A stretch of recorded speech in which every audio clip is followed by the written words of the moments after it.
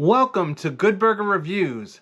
My name is John, and I'm here to review a brand new 2025 movie, and that movie is Bloat. Say hi!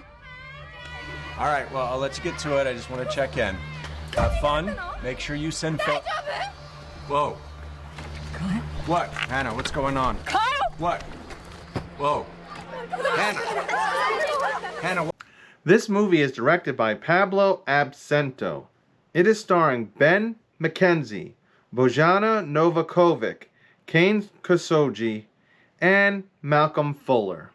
The basic overview: a young boy becomes possessed by a legendary demon after almost drowning in a lake.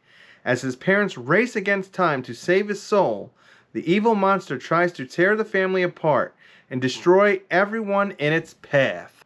Well, here we go again with another concept film. This one, very similar to the movie I just reviewed, Good Boy, filmed from the perspective of a dog in a horror movie. This one has a different concept. It is filmed from a man who is basically stuck at his training camp or army camp where he's away from his family, and the entirety of the movie is filmed through a computer pretty much. Now, it's not just like one screen or like a FaceTime call or a WhatsApp message, but it's the combination of everything that we do in modern day lives to rely on computers, to use computers, to communicate with our friends, our family, whether it be through just simply Googling a question or getting on social media. And boy, let me tell you, when we watch a movie through these themes, does it really tell us what type of world have we gotten ourselves into in this modern times, and how much we actually are relying on computers to get through our day and communicate with our families. So you mix that with the fact that it kind of comes out in a found footage type of way, because the film that we're watching takes place in the place of the dad. So let's go over some of the basic characters so I can kind of explain how this all works. It basically takes place within a family. You have the dad, Jack, you have the mom, Hannah, and you have the two kids, Kyle and Steve. And Jack calls on one of his friends, Ryan, to help him out while he's off and about in another place. You see, the dad, Jack, he's like in the military, and he's pretty high up there, high-ranking officer, and he spends most of his time in this room where he has his computer, but he also has to take care of his military responsibilities. He's giving orders to people on the field, this, that, and the other thing. But he's also running his entire life from where he's at, which is across the world, while his wife and his two kids are in Japan.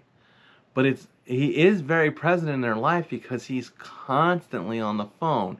He's constantly calling all their phones. He can see them through security cameras. He's constantly using his computer to monitor what they're doing, whether it be via their social medias or anything like that. Even like the GPS, the text messages, everything that we're watching is through that lens of some sort of media screen.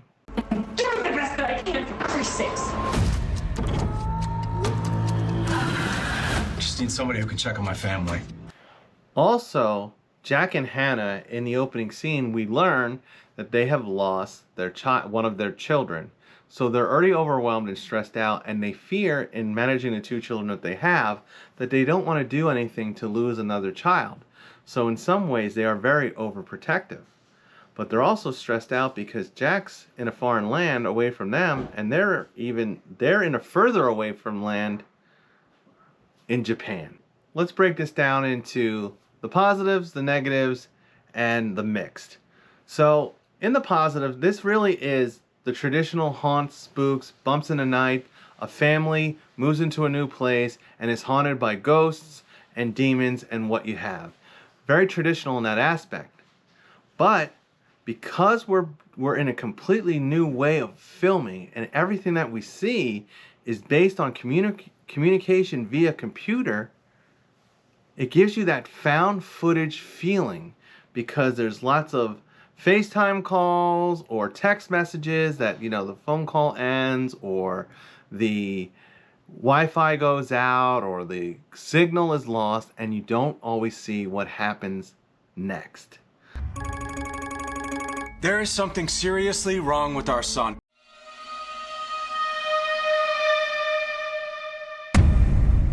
So this movie does a really good job to really demonstrate, to show us how much many people, especially, to be honest, younger generations, rely on their phones, rely on technology, rely on computers for everything.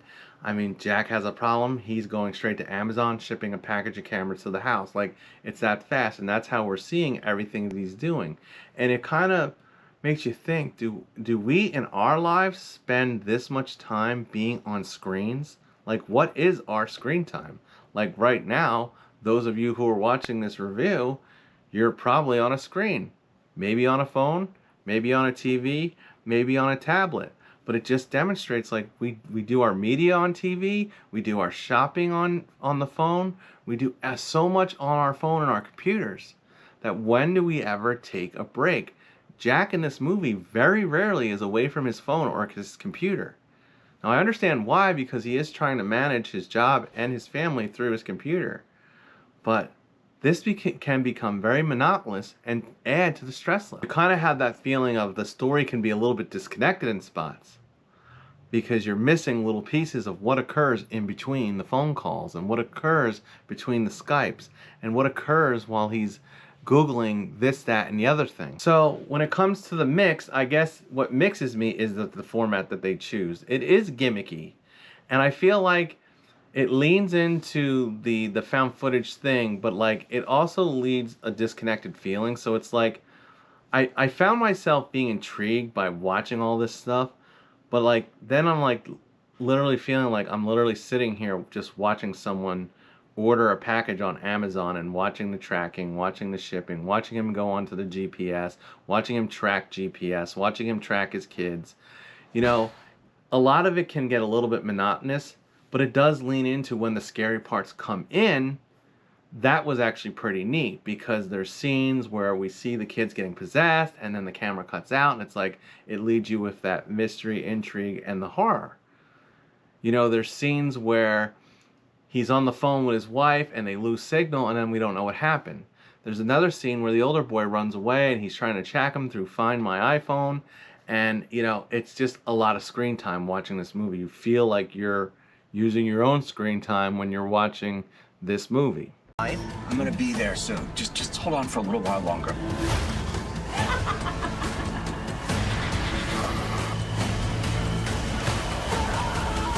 So also in a mix, part of this story is, as he goes onto this website, it's called Dark Threads, and he starts learning more about the Kappa demon and stuff.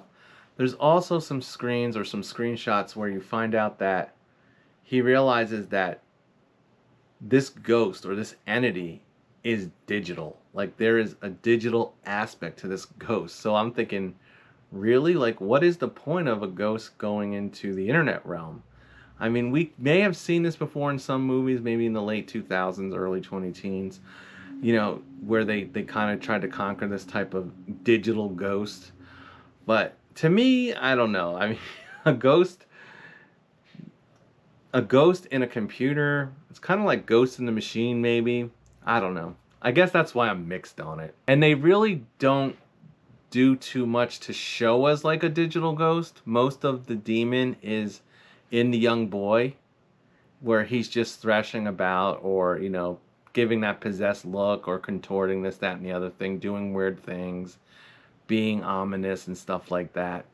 So when it comes to the negatives, I feel like the only thing I really have on this one, it wasn't, besides the format of what they're doing, the story itself is not original. I mean, it's like any ghost haunted movie that we've seen.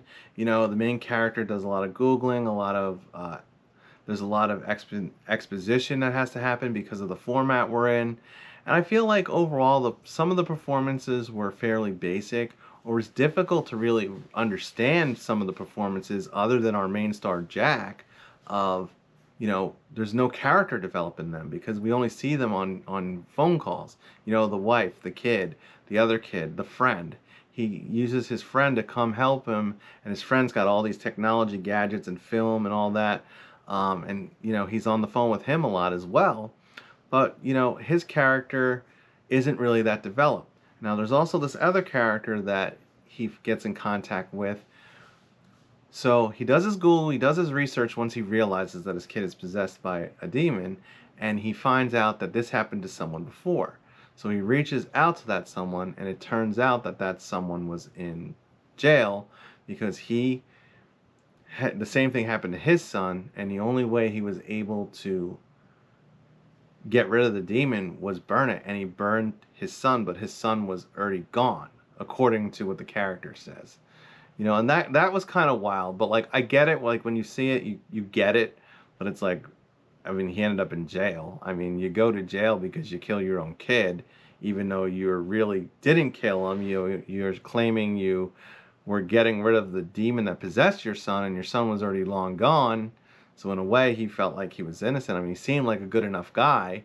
Like he would never really do that to his son, but that's kind of where there's a little suspension of disbelief, or maybe a plot hole here with believability on that part. So just like I said in Good Boy, does this format, does this gimmick, does this concept stick the landing? I feel like when compared to Good Boy, it definitely sticks it a little bit more.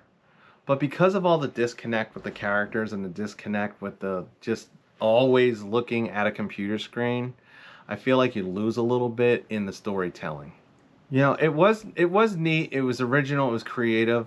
There was enough intrigue and mystery and horror in this that you felt like you could keep up with it overall. I feel like maybe in the front and middle it does get a little repetitive and a little boring, but the movie is fairly short, so it's not really a terrible watch. I would say I overall enjoyed it, and I'm gonna give this a basic burger because at the end of the day, it was pretty interesting, and I liked following this story once I started understanding how they were telling it, because like for the whole front end, I really knew nothing about this movie.